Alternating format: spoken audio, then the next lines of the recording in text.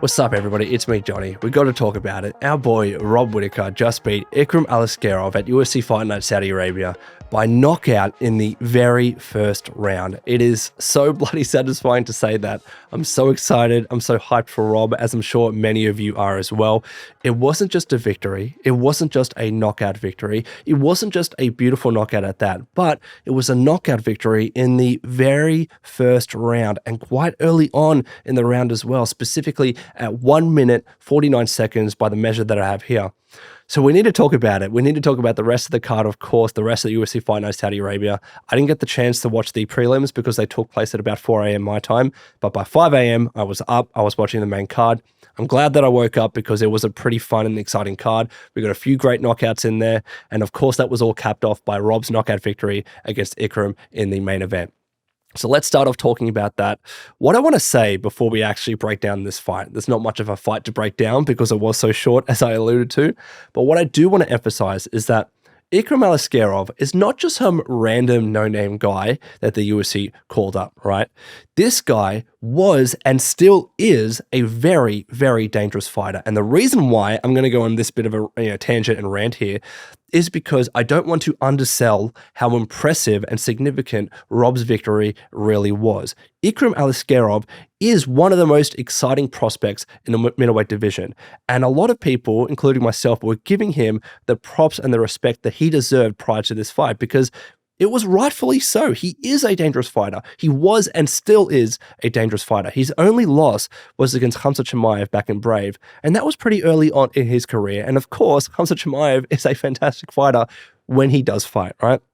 And since then, I think he went on a 7-fight win streak. He can finish people with submissions. He's very dangerous on his feet with his hands. He was knocking people out. His only 2 fights in the UFC ended in the first round by KO/TKO. His fight in Dana White's Contender Series finished by a beautiful submission, a Kimura. He has a great Sambo wrestling background. This guy is very all-rounded, and he is a dangerous fighter. That's why some people were a little bit worried for Rob heading into this fight. And that's also why the odds were pretty short. Rob was the favorite, but he wasn't the biggest favorite in the world. And I'd said that wasn't a slight against Rob. That was only because people were giving Ikram the respect and the props that he deserved heading into this fight.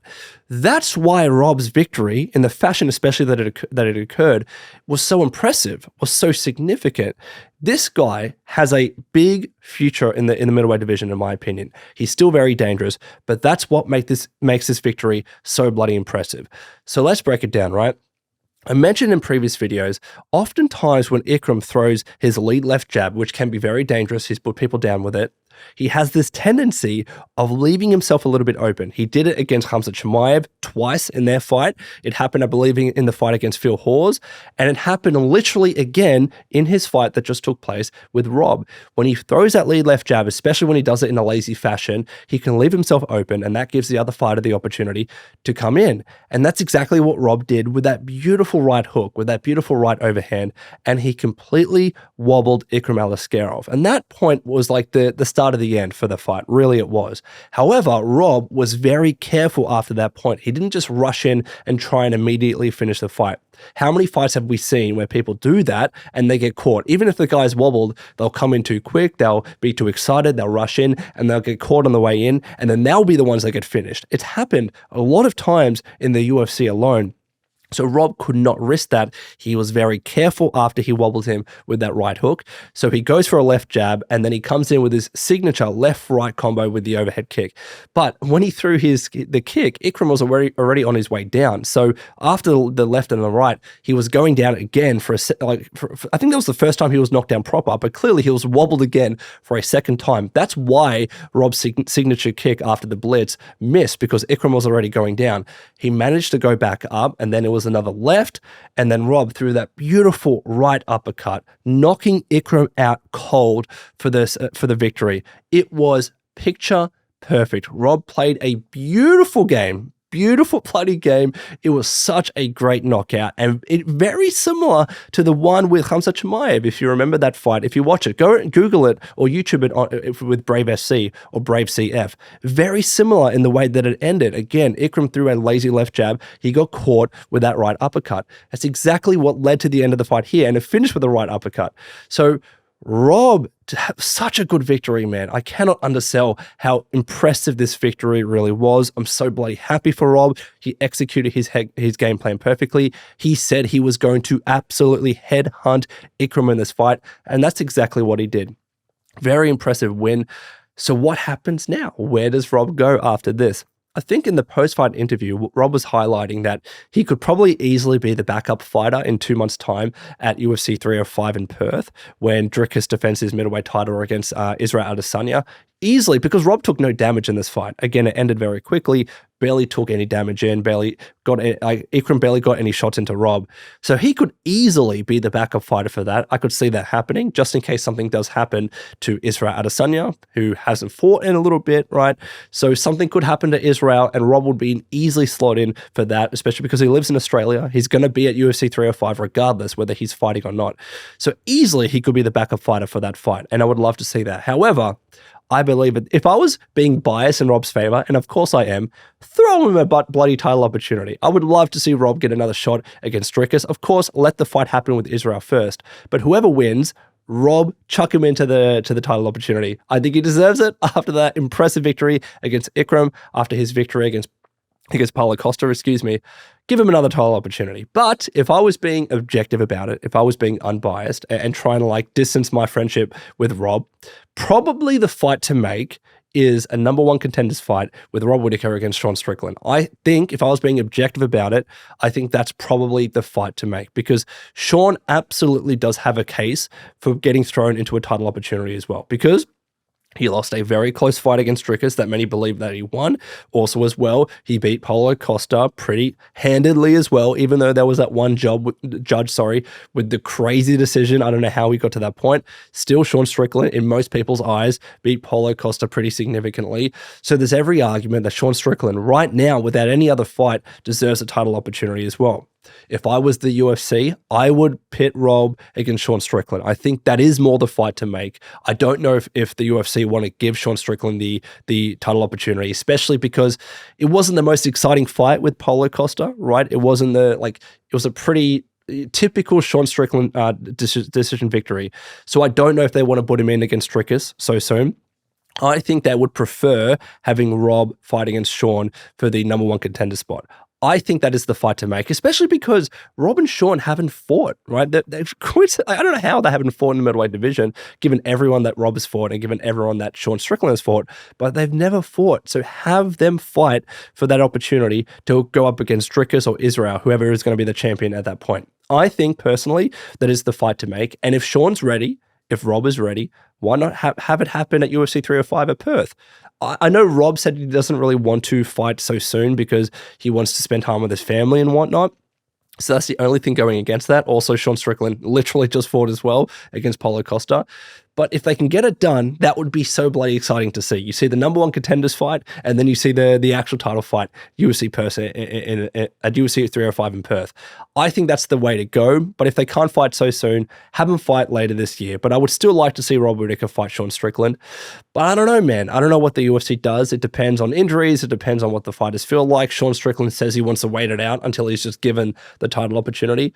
So if he doesn't fight Sean Strickland, I don't know who you would. Maybe Rob against Nasruddin Imavov. I think that could be the next fight to make, but I would prefer Rob against Sean Strickland. Let me know what you think in the comments below, but we're going to be rattling off the rest of the fights at UFC Fight Night, Saudi Arabia. So Sergei Pavlovich against Alexander Volkov. This fight went completely the opposite direction that I thought it would. I thought Sergei Pavlovich would be knocking out Alexander Volkov. We know the history of these guys. They've trained together. They've done a lot of sparring together, upwards of 3 years we're talking.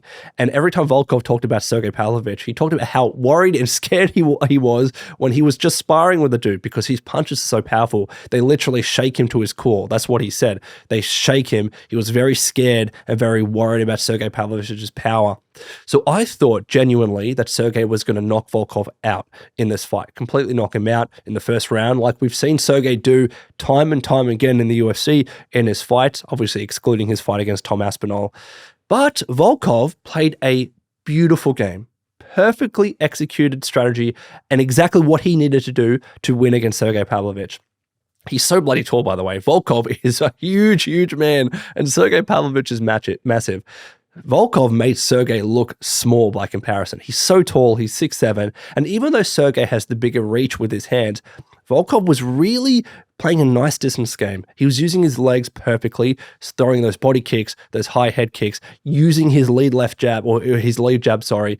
He was really playing a perfect distance game against Sergey, and Sergey was struggling to get in and get much offense in. Volkov was outclassing Sergey for that entire fight. It was 83 to 46 significant strikes. I don't know how I believe one of the judges gave one round to Sergey. Completely disagree with that. Volkov won all 3 rounds handedly, completely pieced up Sergey. Sergey really struggles clearly when he can't get that knockout victory, right? I mean, of course, we saw that against Tom Aspinall, but we saw that clearly highlighted here against Volkov. When Sergey can't get that knockout victory, he just struggles really to put together significant offense. He's always looking for that knockout blow. And if he can't get it, there's not much else he can do. He's not throwing many kicks. He obviously doesn't really wrestle. So this is something that Sergey's really going to have to work on, and I don't know what he does now, because now he's had 2 losses, a knockout loss and a pretty significant unanimous decision loss against Volkov.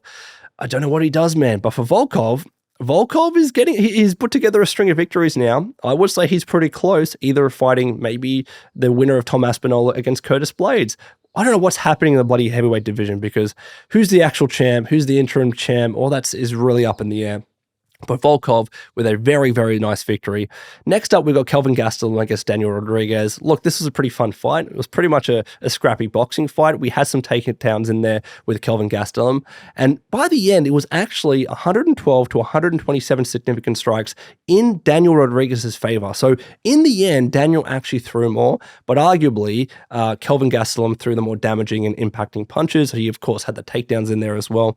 So I'm happy with this decision. I'm happy with Kelvin winning all 3 rounds, but I'm still very upset because Kelvin Gastelum needs to get his bloody weight in order, man. It was not fair against Daniel Rodriguez. He couldn't even do a catchweight bout at 180. He couldn't even reach 180. And then he had to have Daniel go up to 185 to middleweight. Otherwise, the fight would have been completely called off, which really would have jeopardized this UFC Fight Night in Saudi Arabia, right? So I'm really upset for Daniel Rodriguez. Kelvin Gastelum needs to get his bloody weight in order, needs to get his bloody cut in order. Are you welterweight or are you middleweight? Pick a freaking lane, bro.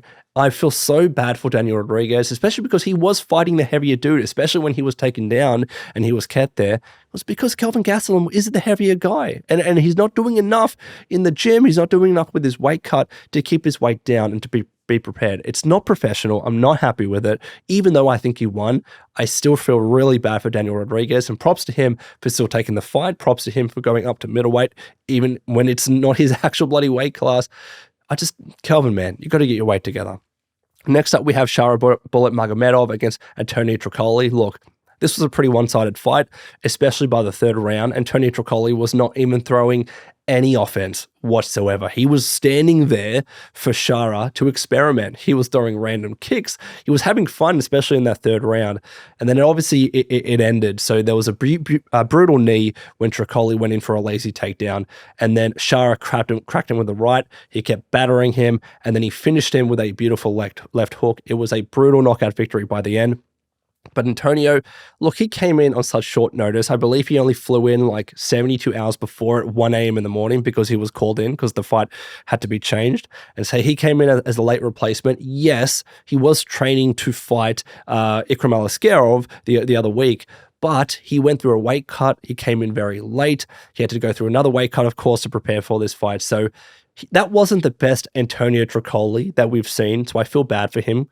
But it was a pretty, Shara was probably going to win anyways, but it was a pretty significant win for Shara. And then finally, Johnny Walker against Volkan Oezdemir. Johnny Walker, man, why is it when he gets knocked out, he gets knocked out in the most brutal, funny fashion? He just looks so funny when he gets knocked out. I feel bad for him because it was a pretty brutal knockout. But Volkan completely dominated Johnny Walker in this fight. So there were some really nice shots to the body in particular. He comes in with this brutal left hook, which knocked Johnny down. He kept up the pressure. Johnny tried to throw some offense with that knee, completely missed. He was obviously still wobbled at that stage, trying to do something in desperation. But then when he was up against the cage, he caught him with the right uppercut, all she wrote, completely knocked out. I feel bad for Johnny Walker, but Volkan Oezdemir, he still shows that he has it, man. He still absolutely has it.